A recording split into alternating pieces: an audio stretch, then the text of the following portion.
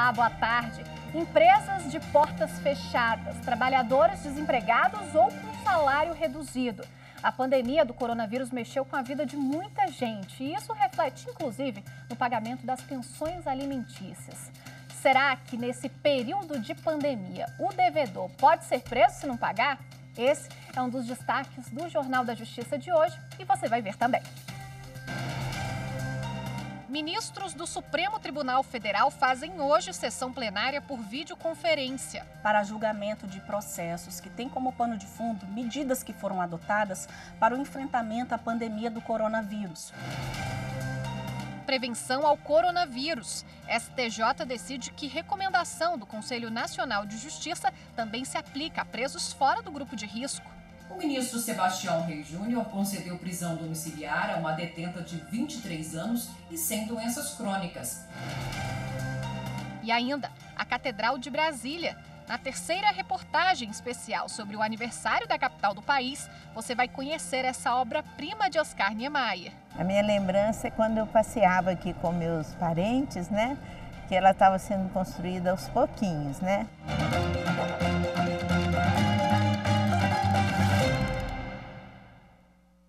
A ministra Rosa Weber, do Supremo Tribunal Federal, determinou que a Advocacia Geral da União se explique sobre a medida provisória que permite o governo acessar dados de celulares de cidadãos e empresas. Pela medida, o IBGE pode obter nome, número de telefone e endereço de todos os clientes para dar suporte à produção de estatísticas oficiais durante a pandemia do coronavírus. O Conselho Federal da Ordem dos Advogados do Brasil e os partidos PSDB, PSB e PSOL entraram com ações no STF contra a nova norma. O argumento é de que ela viola a privacidade e a intimidade dos brasileiros. O presidente do Supremo Tribunal Federal, ministro Dias Toffoli, reestabeleceu regras da reforma da Previdência do Estado do Rio Grande do Sul. Os detalhes com Viviane Novaes. A Procuradoria-Geral do Rio Grande do Sul entrou com um pedido no Supremo para suspender liminares deferidas em duas ações que tramitavam no órgão especial do Tribunal de Justiça do Estado. Essas ações eram contra a lei complementar sobre a reforma da Previdência. Elas suspendiam a possibilidade do Estado taxar inativos que recebem acima de um salário mínimo. Assim, os aposentados voltariam a contribuir para a Previdência só quando ultrapassassem o teto do INSS, que hoje é de R$ 6.100. Para a Procuradoria, a decisão do Supremo reafirma a constitucionalidade da reforma da Previdência no Estado. O Ministério Público Federal pediu que o ministro da Educação, Abraham Weintraub, explique por que não respeitou as eleições para a reitoria de instituições de educação em ciência e tecnologia dos estados do Rio Grande do Norte e Santa Catarina.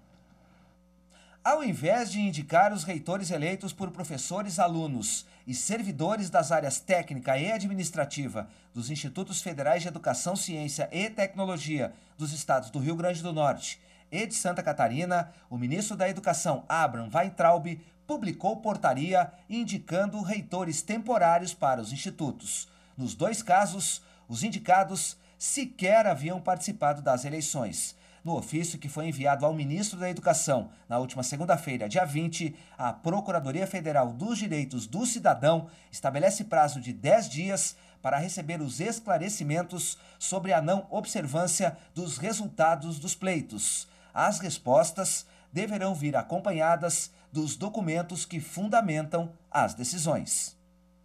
Daqui a pouco, às 2h da tarde, os ministros do Supremo Tribunal Federal se reúnem por videoconferência para a sessão plenária. Vamos ver os processos que estão previstos na pauta de julgamento.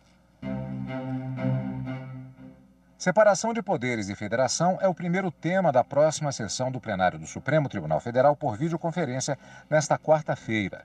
Começando com referendos em medidas cautelares em duas arguições de descumprimento de preceito fundamental que tratam da tramitação de medidas provisórias durante a pandemia da Covid-19. Em seguida, um referendo em ação direta de inconstitucionalidade por omissão, em que se alega omissão legislativa sobre valores de renda mínima emergencial aos trabalhadores a partir de R$ 300 por pessoa e limite máximo de R$ 1.500 por família. Ainda sobre o mesmo tema, referendo em medida cautelar em uma ação direta de inconstitucionalidade contra normas sobre transporte intermunicipal durante a crise. Direito administrativo é o segundo tema do dia, desta vez com referendo em medidas cautelares em 3 ações diretas de inconstitucionalidade, apresentadas contra trechos da medida provisória 928, que suspendeu os prazos de resposta aos pedidos de acesso à informação nos órgãos públicos que se encontram em quarentena. Mais informações sobre a pauta de julgamentos no site do Supremo Tribunal Federal, stf.jus.br. E quem comenta os processos que vão ser julgados hoje pelo plenário da Corte é Gisele Reis, consultora jurídica da TV Justiça. Ao longo das últimas semanas, a gente tem noticiado aqui no Jornal da Justiça que os ministros, ao analisarem as ações que chegam até o STF de forma emergencial, eles têm deferido em alguns casos as liminares, em outros não, mas essa apreciação ela tem sido feita de forma individual, sem que os demais ministros do STF tenham se manifestado. Portanto, esta análise pelos demais ministros do Supremo será feita hoje à tarde. Eles irão, então, confirmar se mantêm ou não essas decisões que foram tomadas pelos relatores. É o que acontecerá, por exemplo, nos 2 primeiros itens da pauta. São ações que foram ajuizadas questionando o ato da mesa do Congresso Nacional, ou seja, tanto da Câmara dos Deputados quanto do Senado, porque foi criado, em razão desse momento de calamidade pública, um sistema de deliberação remoto para votar exatamente as medidas que diziam respeito à pandemia do coronavírus. Então, os autores dessas 2 ações questionaram exatamente o prazo de validade das medidas provisórias que não tratassem de assuntos relacionados à pandemia, mas que também fossem relevantes para a sociedade. Então, esse pedido de prorrogação do prazo da medida provisória, ele foi negado pelo ministro Alexandre de Moraes, mas o ministro Alexandre de Moraes entendeu por bem dispensar por hora a apreciação, né, da comissão mista dentro desse processo de análise das medidas provisórias. Basta que haja, né, um parecer feito por um parlamentar de cada uma das casas. Então, dispensou a apreciação pela comissão mista.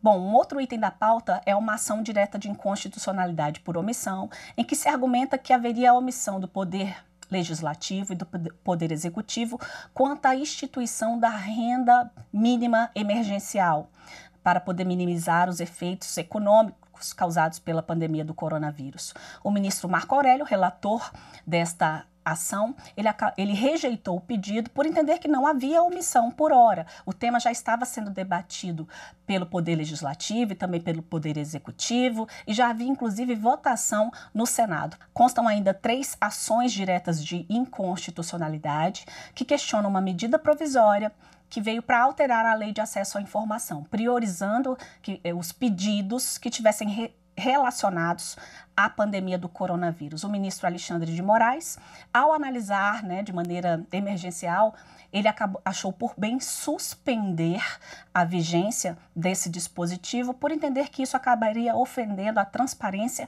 e a publicidade prevista na Constituição Federal.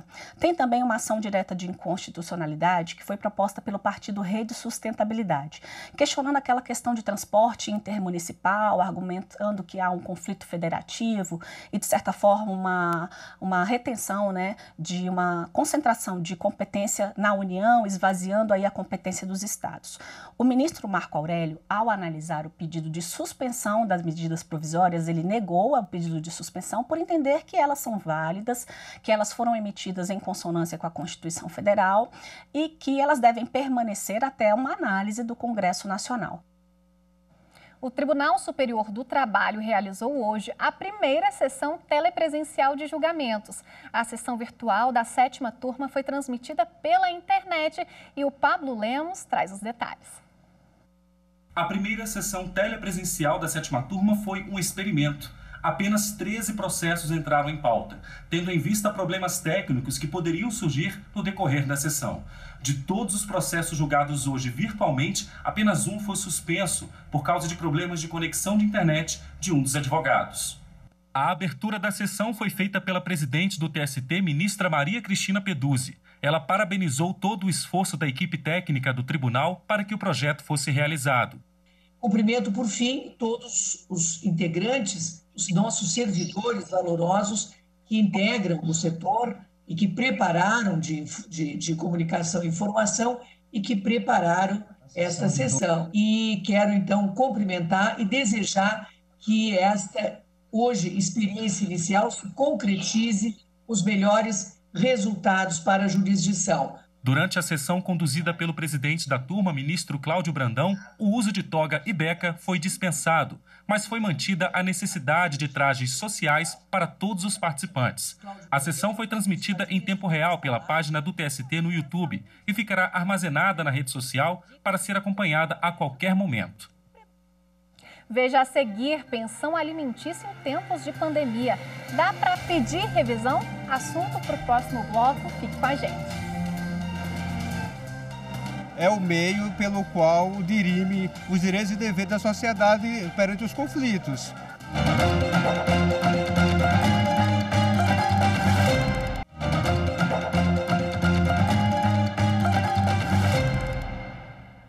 O ministro do Supremo Tribunal Federal, Celso de Mello, deu 48 horas para que uma empresa de Santa Catarina entregue 68 respiradores ao estado do Maranhão. Os equipamentos foram comprados no mês passado, mas dias depois, o Ministério da Saúde requisitou todos os respiradores disponíveis no mercado. A intenção era distribuí-los de acordo com critérios estabelecidos pelo próprio governo federal. E já passa de 1.200 o número de processos no Supremo Tribunal Federal relacionados ao coronavírus. Vamos dar uma olhadinha no painel Covid-19 que fica na página do STF na internet. O Supremo Tribunal Federal recebeu 1.256 processos até agora e já tomou 948 decisões. O painel é atualizado a cada 5 minutos. Todas essas informações estão sendo colocadas em tempo real por todos os tribunais, e o CNJ tem acompanhado tudo isso. Para acompanhar o painel, é só acessar a página stf.jus.br. A pandemia do novo coronavírus provoca efeito cascata na economia. Várias pessoas estão sendo prejudicadas porque devem cumprir o isolamento social. E muitos pais passaram a não ter renda para pagar a pensão alimentícia, que é obrigatória. A pandemia do coronavírus no Brasil mexeu com tudo e com a vida de todos. Escolas fecharam, comércio baixou as portas e várias pessoas ficaram sem a única renda para se manter. Allen Ramos é um desses trabalhadores. Ele é profissional de educação física e teve o contrato suspenso porque as academias no Distrito Federal foram fechadas no mês passado. No meu caso, no caso da maioria dos profissionais de educação física, a gente trabalha por hora aula. Então a gente não recebe se não trabalhar. Então a gente, estamos desesperados, a gente está sem trabalhar porque foi dado esse decreto. Além das despesas mensais, a preocupação maior é como vai pagar a pensão da filha de 8 anos no próximo mês. Eu sempre honrei os compromissos dela em pagar a pensão alimentícia, ter a guarda compartilhada dela. E estou bastante ansioso e preocupado porque a gente não tem tempo, não tem um prazo para voltarmos a trabalhar. Então, como que eu vou pagar a pensão alimentícia dela? A pensão alimentícia é fixada por determinação judicial e quem fica 3 meses sem pagar o valor determinado pode ser preso. Além disso, o devedor também pode ter os bens bloqueados para garantir o cumprimento da obrigação. O Conselho Nacional de Justiça recomenda que nos casos de dívida alimentícia seja adotada a prisão domiciliar. Com base nessa recomendação, alguns tribunais, como o de São Paulo, tem concedido habeas corpus a devedores, mas ainda há dúvidas sobre os demais procedimentos, como a penhora de bens. A advogada Josiane Carvalho recomenda que os pais com dificuldade financeira tentem pedir uma revisão dos valores e negociem para pagar pelo menos uma parte da pensão. Em razão do nível de necessidade dos alimentos, a recomendação é que, mesmo diante da crise financeira, tente de todos os modos arcar pelo menos com o básico. Para conversar um pouquinho mais sobre esse assunto, aqui com a gente, ao vivo, a advogada Renata Vilas Boas, que está por Skype. Vamos falar com ela? Oi, doutora, boa tarde. Bem-vinda mais uma vez ao Jornal da Justiça. Boa tarde, é muito bom estar aqui com vocês nesse momento. Doutora, com esse estado de calamidade pública, muda alguma coisa no pagamento de pensão alimentícia? Não, não muda. Foi fixado mediante uma sentença e para a gente alterar essa sentença, a gente tem que voltar ao judiciário a mostrar um novo contexto para que seja alterado. Então, assim, os pais que são os devedores, via de regra, têm que continuar cumprindo o que está previsto na sentença. E como fazer essa revisão da pensão nesse momento em que os pais estão sem receber salário, alguns com salário reduzido, outros com contrato de trabalho suspenso? Veja, quando eu tenho a fixação do valor da pensão em percentual sobre o salário, e aí houve uma redução desse salário, o salário era 100 e agora ele está recebendo 70, né, que existe essa possibilidade. Nesse caso aí, essa criança vai receber o percentual que foi fixado na sentença em cima do valor que ele estiver recebendo. Então, houve a redução do salário do pai, automaticamente isso vai impactar no salário, na pensão que a criança vai estar recebendo, mas ela continua recebendo no percentual que foi fixado em juízo. Quando eu tenho a suspensão do contrato, ou eu tenho o desempregado, ou é o autônomo que não tem fonte agora de renda, nesse caso ele precisa buscar um judiciário para fazer, né, uma revisional desses valores e pedir aí uma tutela para que seja deferido isso de plano. Mas veja, isso não quer dizer que há um momento que o juiz vai falar assim, não, você não tem que pagar nada. Não é isso, é uma revisão dentro dessa situação.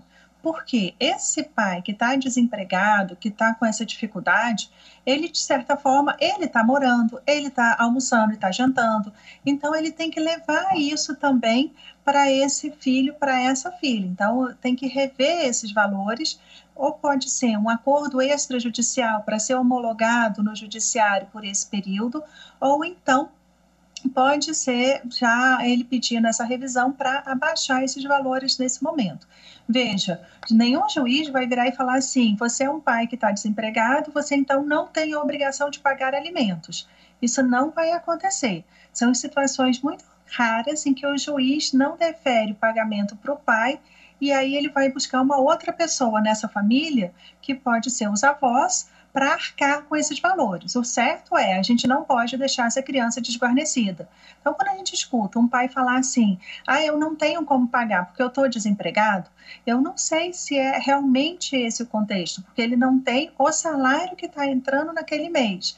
Mas ele pode ter um bico, ele pode ter uma poupança, ele pode ter outras formas de pagar aquele valor. E ainda existe a possibilidade da gente trabalhar uma espécie de compensação neste período, acordando com outro genitor, que ao invés de, por exemplo, fazer o depósito daquela quantia na conta, esse fulano que tem um crédito no cartão de crédito, pega a compra do mês, que seria para a criança, né, e faz a compra de supermercado, e leva esses valores e arca com esses valores. Então, eu tenho outra solução. Simplesmente, o que a gente não pode é deixar essa criança sem os alimentos. Doutora, rapidinho agora para a gente encerrar, essa revisão ela vale só para o período de calamidade, né? Não adianta dar um despertinho e querer estender essa revisão e essa diminuição da pensão, né? Existe a possibilidade de você sempre fazer a revisão dos valores, tanto para baixar quanto para aumentar.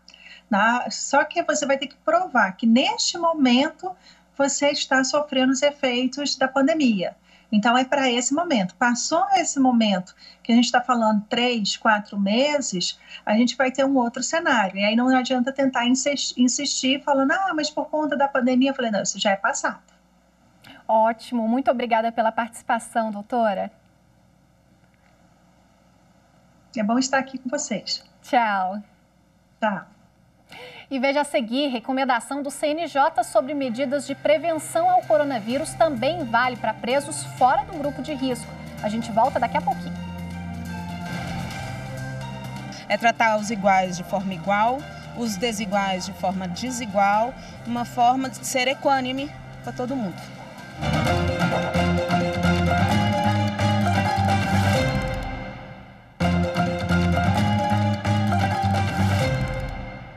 Superior Tribunal de Justiça aplica a recomendação do Conselho Nacional de Justiça sobre medidas de prevenção do coronavírus a presos fora do grupo de risco da pandemia. O ministro Sebastião Reis Júnior concedeu prisão domiciliar a uma detenta de 23 anos e sem doenças crônicas. De acordo com o ministro, embora a mulher esteja fora do grupo de risco da doença, a situação se enquadra na recomendação do Conselho Nacional de Justiça sobre o tema. No habeas corpus, a defesa apontou constrangimento ilegal na decisão do Tribunal de Justiça de São Paulo, que negou o pedido de liminar. Segundo a defesa, a jovem foi condenada a 5 anos e 10 meses de reclusão por tráfico de drogas no regime inicial semiaberto. Além disso, é mãe de criança menor de 12 anos e não cometeu crime com violência ou grave ameaça. O relator no Tribunal de Justiça paulista levou em conta o argumento do juiz de primeira instância de que a presidiária tem apenas 23 anos de idade e não possui registro de doenças. Mas no STJ, o ministro Sebastião Reis Júnior destacou que a recomendação 62 do CNJ indica aos magistrados a concessão de saída antecipada dos regimes aberto e semiaberto às mães e mulheres responsáveis por crianças de até 12 anos. Assim, mesmo fora do grupo de risco da pandemia, a presidiária atende aos requisitos para ser beneficiada. De acordo com o ministro, as decisões proferidas pelas instâncias ordinárias revelam que o único fundamento utilizado para negar a prisão domiciliar foi o fato de a detenta ser jovem e não ter doença crônica, e que essas circunstâncias não justificam a não aplicação das recomendações do CNJ. Cresceu o número de infectados por Covid-19 na Penitenciária Federal da Papuda, em Brasília. De acordo com o último balanço divulgado pela Secretaria de Segurança Pública do Distrito Federal, agora são 100 pessoas infectadas com o vírus, entre presos e agentes penitenciários. 29 agentes penitenciários e 71 presos testaram positivo para o coronavírus. Todos os infectados apresentaram sintomas leves e a maior parte ainda aguarda a contraprova do exame. A maioria é do Centro de Internamento e Reeducação, que recebe presos do semiaberto, com prisões provisórias e com direito à prisão especial. Os atendimentos de advogados passaram a ser feitos por videoconferência e as visitas aos internos foram suspensas até o dia 24 deste mês para conter o avanço da doença. O governo anunciou a construção de um hospital dentro da Papuda para tratar presos com Covid-19, com capacidade para 10 leitos de suporte avançado e 30 leitos de enfermaria. O edital para a construção do novo prédio de detenção provisória foi questionado na Justiça por uma empresa participante. O documento, que prevê a dispensa de licitação por causa da emergência, exige qualificação técnica das participantes registradas no Conselho Regional de Engenharia e Arquitetura, o CREA. A empresa alegou que a exigência é uma forma de restringir a concorrência e impedir a escolha do contrato mais vantajoso. Mas o Tribunal de Justiça do Distrito Federal, em liminar, decidiu que esse requisito é razoável e tem o objetivo de dar mais agilidade ao processo de aquisição e de construção do prédio. E na terceira reportagem, em comemoração aos 60 anos de Brasília, eu vou contar para vocês um pouco sobre a Catedral Metropolitana. Linda, monumental, que é a cara da nossa capital. Até rimou. São 57 passos pelo corredor escuro até chegar à iluminação. A explicação é literal. Mas, aqui dentro, a narrativa passa a ter razão pelo lado espiritual. Afinal, estamos na Catedral Metropolitana de Brasília.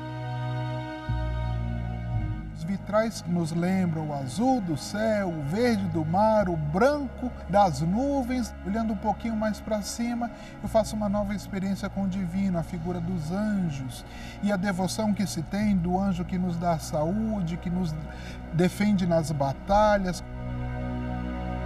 O lugar que abriga a igreja foi escolhido em 1958. De tão complexo de construir, na inauguração da capital, só a estrutura de concreto estava pronta. Foi preciso mais uma década para inaugurar a catedral. Uma obra suntuosa em um lugar estratégico, como se fosse o primeiro ministério da Esplanada. A minha lembrança é quando eu passeava aqui com meus parentes, né? Que ela estava sendo construída aos pouquinhos, né? Depois foram erguidas essas colunas, né? E que ficou ela no concreto. Há quem diga que o desenho da catedral foi inspirado na coroa de espinhos de Jesus. Outros dizem que a construção representa mãos estendidas em súplica. A verdade é que Niemeyer nunca cumpriu contou o segredo por trás da criação. Com sentido ou não, o monumento desperta a imaginação de todo mundo. Uma obra de arte por dentro e por fora. São 16 colunas de concreto que juntas formam um círculo. O monumento rendeu a Oscar Niemeyer o prêmio máximo da arquitetura, o Pritzker Prize de 1988. Os anjos foram esculpidos pelas mãos de Alfredo Seschiatti, os vitrais pela artista Mariane Peretti. A via sacra é assinada por ninguém menos que Di Cavalcanti. A acústica é uma curiosidade à parte. Aqui, mesmo se a gente falar baixinho, outra pessoa consegue escutar lá do outro lado. Apesar de aqui ser tudo branco, iluminado e cheio de janelas e só entrando, lá embaixo é um pouco mais escuro, um pouco mais recluso, um pouco mais silencioso, que tem também esse espaço para a gente poder respirar e entregar as coisas de Jesus. A catedral está sempre em estado de graça, tanto na fé quanto na beleza.